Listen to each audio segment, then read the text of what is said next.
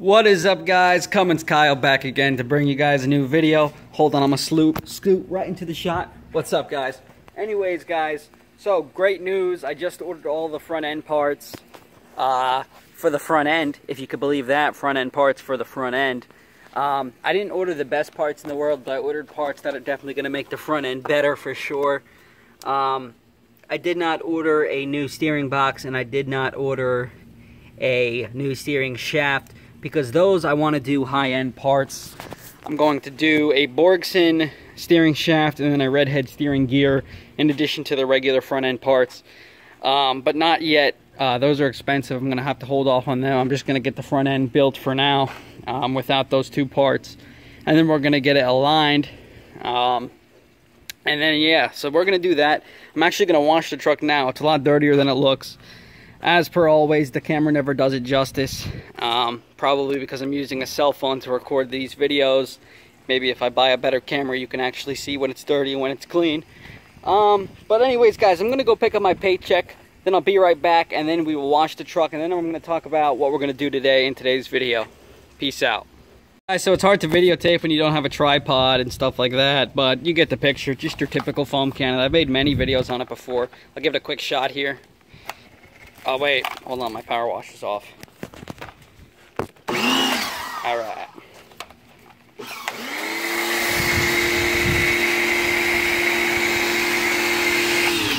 So you guys get the picture. Not bad. Nice and thick foam on that baby. Alright guys, so 2 days later, the truck is pretty much clean right now. So initially my plan was to fix the power window. Because it's not working on this side, right? I'll show you what I'm talking about now. So, obviously it's not going down. And a week later, after this window stopped working, watch this. That one will not go down. So, I thought that was weird for both of them to break within the same week of each other. So what I did was, I went around the other side and I checked that window in terms of the switch. Oops, almost just dropped my phone. Watch this, guys. See that? What does that tell you? Something is wrong on that side. So probably electrical. Well, obviously it's electrical. So like I said, I don't know if you guys ever seen me or my videos before, but I don't mess with anything electrical. I have one person do everything electrically to the truck. It's probably just a fuse, but I'm still not going to mess with it. I'll show you what I'm talking about. So it is, sorry, power windows, if you can see that on the left side, 2020A CB1. And the power seats, which, that's interesting. I don't have power seats. Maybe it's because maybe that's just a built-in fuse. If it was to be power seats. Either way, guys, so I guess it is, let me see here again, CB1 2020A, yeah, CB1. So I think it's this one right here, or would be this one. Either way, it does not work. So I'm going to have the mechanic look at that.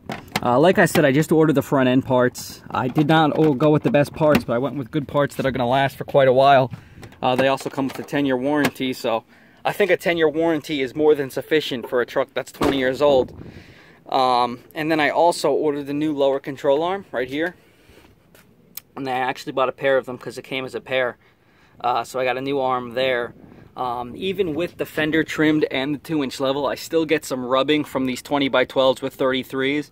And that right there is because of that bent front lower control arm. And that should push the axle out a little bit more, and then we should not rub anymore, and plus it shouldn't pull to the left when I brake, everything like that. Additionally, guys, I'm going back to college in 2 weeks, which means I'm not going to be working because I'm going to be more focused on school than anything. And no work means no money, and no money means no mods to the truck. Unfortunately, guys, but I'll definitely be working winter break, and I'll be working during the summer again. I might actually have gotten an internship with a good company for next summer, which is nice. But anyways, guys, what's going to happen with this channel? What's going to happen with this truck? Don't worry, everything is still going to be here. It's just going to be slowed. I have a huge surprise for you guys next weekend. My friend got a new vehicle. I'm not going to say what kind of vehicle it is, but I'm sure you can guess what kind of vehicle it is. And he's building that up, so we should have plenty of content coming to the channel for you guys. My brother has a Subaru STI build too. We can also make content on that if you're interested. I know this is a primarily Cummins channel. You know, the name is Cummins Kyle, but we do make other videos. Just anything automotive, pretty much. But you guys might be asking long term, you know, what's your plans with the truck? Well, first of all, let me talk about short term, what the plans are. So, as I obviously stated, the front end's going to get rebuilt, new control arms. Then I'm going to get it aligned at OK four-wheel drive. That's local to me in New Jersey. If you're from New Jersey, I bet you know where that is. Well, what it is, it's a great shop. In terms of what else? Okay, so also short term, the power windows are going to get fixed. I did actually buy a motor for it in the garage, but I'm actually going to return that because I guess I probably don't need it at this point, but I'm going to keep it around until then. Additionally, when I bring the truck to the mechanic, he's going to do 1-ton Chevy wheel cylinders. That's going to increase the braking power on the rear. Because remember, guys, this truck's a 98, so the braking power isn't going to be very good because it's not a rear disc. The axle dump right here, that's another thing I wanted to talk about. It's all clamped up and it's hung very nicely. That's what she said. But actually, guys, the clamp, even with it fully tightened, it still rattles. So I'm going to have the mechanic spot weld that, and then it should be pretty good. So we should be, you know, at least running very nicely. The front end's going to be smooth, no more rattle from the exhaust tip, and the brakes are going to be freaking beautiful.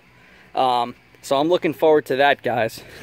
So long term, I want this to be a competitive sled pulling truck for the work stock class. I was actually just at the county fair. Oh yeah, big shout out to my dude, Steamy68. I think your name was Joe or Ron. Maybe John Steamy. I don't know, Steamy. Either way, man, it was nice meeting you. That was cool that you noticed me there. But yeah, long term, I wanted this to be like a sled pulling truck. Maybe not to win, just to do it for fun. Definitely competitive. But I would say if I'm going to do it, I would like to win. And that requires money as well. So I need some traction bars, of course. I was thinking about getting Nitto 420s, but mudders would be the best for sled pulling, obviously, not Nittos. So maybe I'll get another set of these. We'll just have to see. I know everyone's going to say, oh, buy a Toyo MTs, buy Mastercraft, whatever. All that's super expensive, and these tires are only like $850 brand new. So, and they look pretty good when they have tread. I've ran them bald for 6 months now. Never hydroplaned, thank God. And they are bald, so mad respect to these tires. But let me pop the hood and show you exactly what I'm going to have to do to get this to be a competitive work stock truck. And maybe not competitive, just to be able to not embarrass myself, essentially. Pull it more than 2 feet. So, traction bars in the rear, of course. Here I want to do a Fleece Cheetah 63mm turbo. That should be sweet. They spool like 45 pounds of boost. They're work stock legal. You can use the same manifold. They're great. So, and they sound freaking amazing. I don't know if you guys have ever heard of one. Maybe I'll try to throw a sound clip in here now. But anyways, guys, so I have 85 horsepower injectors or 90s. Well, I'm not really sure what they are. Diesel Dynamic Stage 2s. Pretty sure they're 90s. So I want to do 200 horse injectors under there with the Fleece Cheetah 63mm. That should match kind of nicely. The injectors might be a little bit too large, but they should. The AGT should be down enough with the 63 once that's in there. Once again, this is probably all next summer when I actually am working again and have money. But it's nice to let you guys know what my plans are moving forward with it. Also, being that I'm going to be over 40 pounds of boost, I'm going to have to put some ARP studs in here. I could get 425s, but I feel like 625s would be the better option in case down the road I wanted to make even more boost than I plan to next summer. And by the way, I'm going to have all this stuff painted eventually, guys, here. Don't worry about that. Probably before the end of the summer, so don't worry about that. Don't sleep on me yet, boys. I just wanted to keep you guys updated with my plans for the truck. Transmission-wise, it's probably going to hold the power just fine because it has a triple disc and a shift kit. But like I said, I want to get a Firepunk or Muldoon's built transmission down the road eventually here. For sure. That's just not an option. You have to get a built tranny. This is mildly built, so It's not going to hold the power too long if I, you know, turn it up a lot. So, and being that I'm rambling on like crazy, I was going to say I'm actually considering trading my seats right here for a set of cloth seats from an O2 that are super clean. And one is because this seat right here, it's terribly ripped, the bottom and the backrest. I'll actually throw a picture of how bad the seat is ripped right now.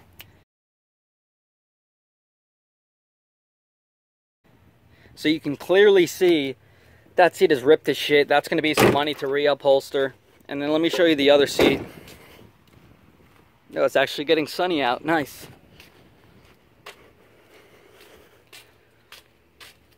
Okay, so, and this seat's ripped like a little bit right there. And it's actually starting to rip right here on the seam. You really can't see it, but, so maybe it's not.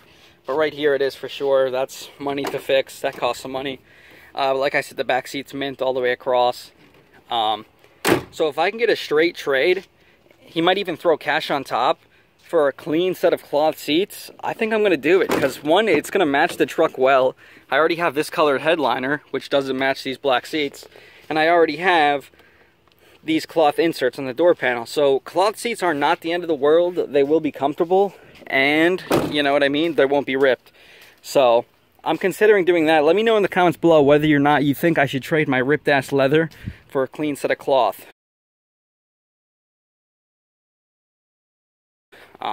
I'm stuck on the decision, so. But yeah, I've been rambling on. I'll see you guys back in my garage. Alright guys, so I know I rambled on a bit back there, but I just wanted to keep you guys updated as to what I'm going to do with the truck moving forward. It just kind of sucks. It's bittersweet that I'm going back to school. That I won't be working, so I can't really put money into the truck if I don't have money. So that kind of sucks, but it is nice that I'm going to school again. Stuff like that. At the same time though, guys, don't sleep on me or the channel. I'm definitely going to keep bringing videos to you guys. I'll probably be making videos that don't require me spending any type of money, if that makes sense. So like, for an example, like I did a video of 5 things I love about my Cummins. I can do videos like that all day long because that doesn't require any money. The one I'm making now doesn't require any money. I'm just keeping you guys updated as far as what I'm doing. But yeah, I will be bringing you guys another video as soon as I get all those parts in for my front end, stuff like that. I'm also going to be painting the valve cover, intake horn, and alternator cover here very soon. I actually got another can of the blue metallic paint. Somebody had recommended me taking silver anodized paint over it first and then laying this over top, and it will look exactly like powder coat. So I'm probably going to consider doing something like that. But I'm definitely going to power wash everything down under the hood before I, you know, start painting it, and that should make it nice. But I'm rambling on a lot, guys. Thank you guys very much for watching the video. Like if you haven't already, subscribe if you haven't already, and be sure to click the link in the description if you wanted to pick up a Mud Cricket decal. I have them available on my website. They're $8, free shipping across anywhere in the country. But besides that, guys, thank you for watching. Hope you enjoyed. Cummins Kyle out. Have a good day. Peace.